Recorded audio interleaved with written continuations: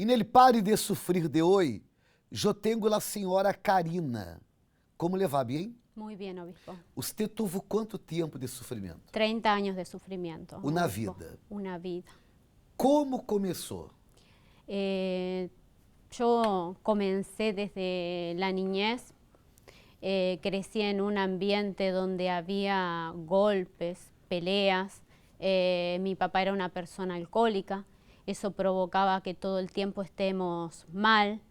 Yo comencé a tener odio, bronca de mi papá a causa de las agresiones que él tenía hacia mi mamá, hacia mí, incluso físicamente nos golpeaba.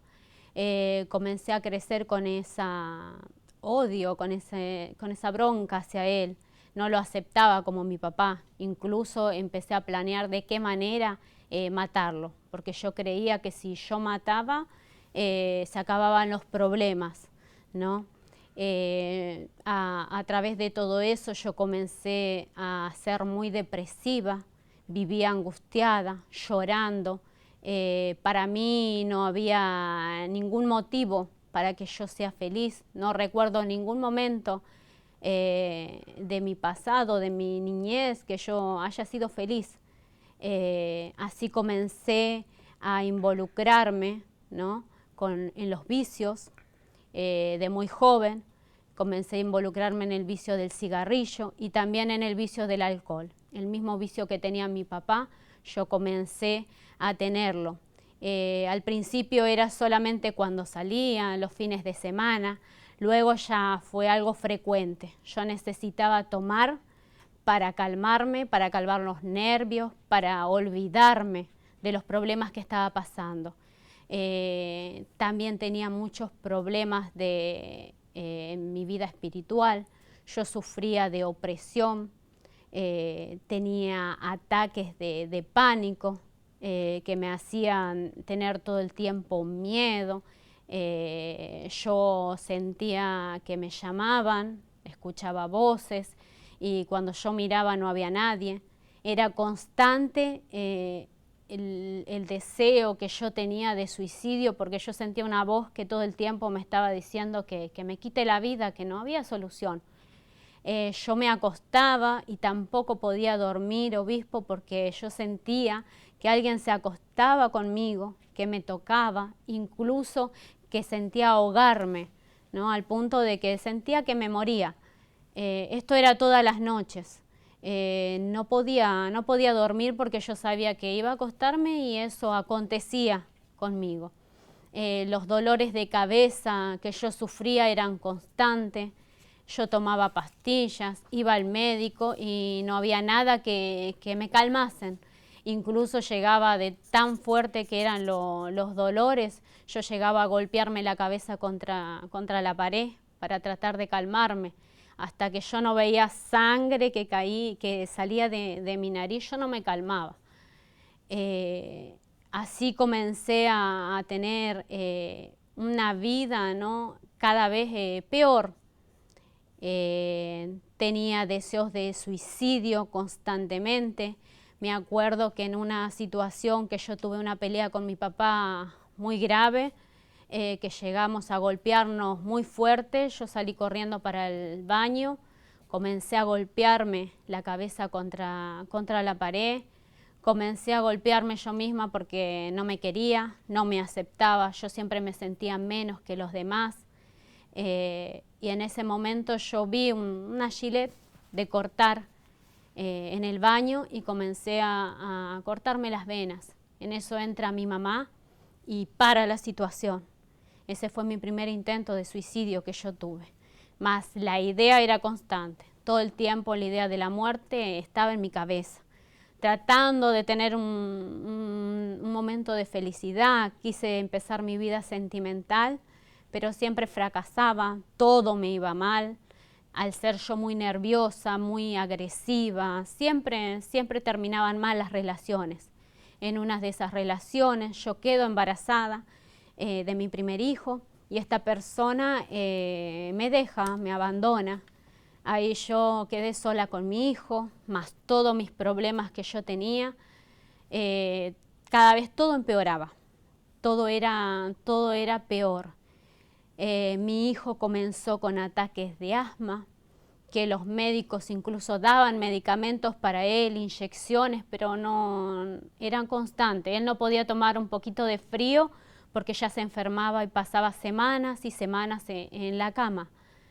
En esto yo conozco a mi esposo, con el cual las cosas comenzaron al principio bien, pero a los años que nosotros estamos juntos, nosotros nos casamos, yo me entero que él me había sido infiel y esto provocó un shock porque yo no esperaba una cosa así de él, ¿no?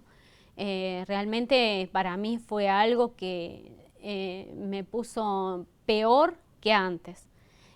Cada vez que nosotros peleábamos, yo sacaba el tema y yo comenzaba a agredir, no solamente con palabras, sino físicamente a él. Seguimos juntos a pesar de la situación porque ya teníamos una hija más, pero cada vez todo era peor. La situación cada vez no nos soportábamos, ¿no? Él cada vez que tenía franco, él agarraba y se iba con sus amigos, me dejaba sola. La situación económica, obispo, era muy mala. Llegamos a vivir de prestado en una casa en donde no teníamos piso, el baño estaba afuera. Realmente una situación muy mala, ¿no? Yo ya no aguanté más y decidí separarme de él. En ese lapso que nosotros nos separamos, él intentó muchas veces para volver conmigo, pero yo odiaba, no podía perdonarlo. Era algo, una bronca, no quería saber más nada de él. Incluso yo llegué a pedir el divorcio por él. Me divorcié legalmente de mi esposo. Estuvimos 7 años separados, legalmente. Yo cuando me separo de él, mi vida empieza a ser mucho peor que la de antes. A causa que yo dejaba a mis hijos 2 o 3 días, no aparecía, maltrataba a mis hijos, no me preocupaba por ellos. Yo trabajaba, pero aunque yo trabajaba, la situación no avanzaba. En ese momento yo tuve, a causa de mis nervios, de lo agresiva que era yo, también tuve problemas en mi trabajo y llegué a que me despidieran. Ahí fue el momento en que yo me sentí como que había perdido todo, ¿no? Perdí mi trabajo, perdí mi matrimonio, no tenía paz, no tenía tranquilidad. Comencé a sufrir con desmayos, yo me desmayaba en cualquier lado, los médicos no encontraban la causa, la razón. A causa de los desmayos yo me golpeaba, ¿no? Porque caía en cualquier lado y siempre estaba golpeada.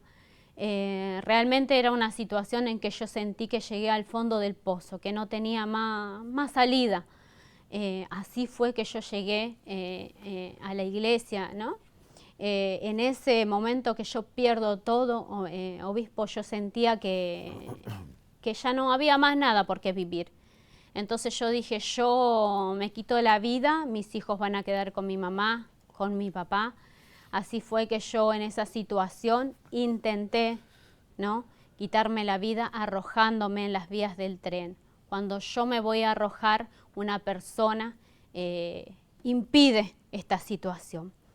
Pero en el fondo del pozo, eso fue el fondo del pozo que yo llegué, obispo. E usted conheceu la Universal como? Por la tele, por la radio, por una invitación? Yo conocí la Iglesia Universal a través de mi mamá. Su mamá. Mi mamá, sí, ella ya frecuentaba la iglesia. Ella fue sanada, obispo, de tuberculosis. Ella tenía 1 semana, los médicos daban de vida. Y ella escuchó la programación de la iglesia y empezó con el vasito de agua a poner.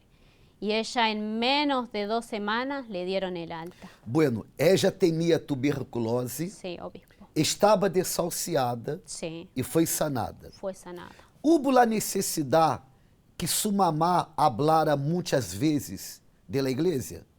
Ou você, quando oyó, já vino? No, Ah, ella ¿no? no.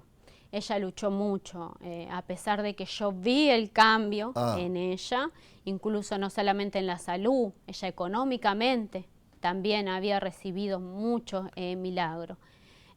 Pero aún así, a mí me costó llegar. Usted tardou quanto tempo para venir?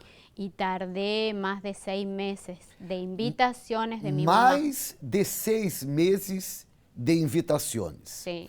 Bueno, ponga atenção, por favor. É verdade que uno não pode crer em la palavra de qualquer, principalmente em los dias de hoje. Porque em los dias de hoje, la palavra ela já não tem o mesmo valor que no passado. E no passado, o homem valorava sua palavra. Em los dias de hoje, não. Em los dias de hoje, há a necessidade de firmar alguma coisa e aún firmando, há aqueles que fajam. Pero, e no caso da senhora que se encontra aqui, a senhora Karina, a palavra que ella escutava não era a palavra de qualquer, era a palavra de sua mamá. A palavra de sua mamá. E se há alguém que quer lo melhor para a persona, és la mamá de la persona. E además de esto, ella tuvo a oportunidade de ver a sanidade, a liberação, a vida cambiada, e ella não hizo caso. Você já estuvo involucrada com os espíritos? No, no. En la casa de los espíritus? No, obispo, frecuentaba iglesias tradicionales. Você nunca estuvo allá? No, obispo. Pero quando la mamá hablou com ella, ella não hizo caso, aún vendo um câmbio. E a palavra de la mamá não é a palavra de qualquer. Será que não é isto o que ha sucedido com você? De repente, há alguém que hace muito está hablando para você que sua vida pode cambiar. Sua mamá, seu padre, seu irmão, seu filho, e de repente, aún sendo uma persona de confiança, uma persona que quer lo melhor para você não há este caso. Você tardou 6 meses para vir. Sí, obispo. Você, quando chegou à Universal, hizo as cadenas? Hice las cadenas, obispo. Perseverou? Perseveré. Bueno, como que se encontra hoje sua vida? Hoy mi vida se encuentra totalmente transformada, ¿no? Todos los problemas que yo tenía, la depresión, la angustia, los dolores de cabeza que hacían que yo me golpee, ¿no? Ya todo eso que fue superado. De los problemas de salud, mi hijo fue sanado de asma completamente, él ya no tiene más ningún tipo de ataques, el insomnio, yo ya la primera vez que llegué a la iglesia pude dormir después de 30 años que no podía dormir en paz, ya tenía tranquilidad, comencé a tratar mejor a mis hijos, ¿sí? A tratar mejor a mi esposo, incluso obispo. Nosotros después de 7 años que estuvimos separados, hoy nos volvimos a casar. Gracias a Dios, reconstruimos nuestro matrimonio. Yo amo a mi esposo, es el esposo que yo elegí, es el esposo que yo amo. Es una persona realmente maravillosa, ¿no? Estamos completamente felices, está todo restaurado. Nuestra vida económica, hoy tenemos nuestra casa, no pedimos más prestado, incluso ya tenemos nuestro auto 0 kilómetros, una vida pero totalmente transformada. Salud perfeita? Salud perfecta. Hay paz? Hay paz. E usted tardou 6 meses para vir. 6 meses, obispo. Aún mirando para sua mamá, que havia sido sanada de quê? De tuberculosis. E que estava desahuciada. Estaba desahuciada. Tinha quanto tempo de vida? Y no decían más de 2 semanas que pasaron. Vida nova. Vida nueva, obispo. Senhora, que Deus la bendiga muito mais.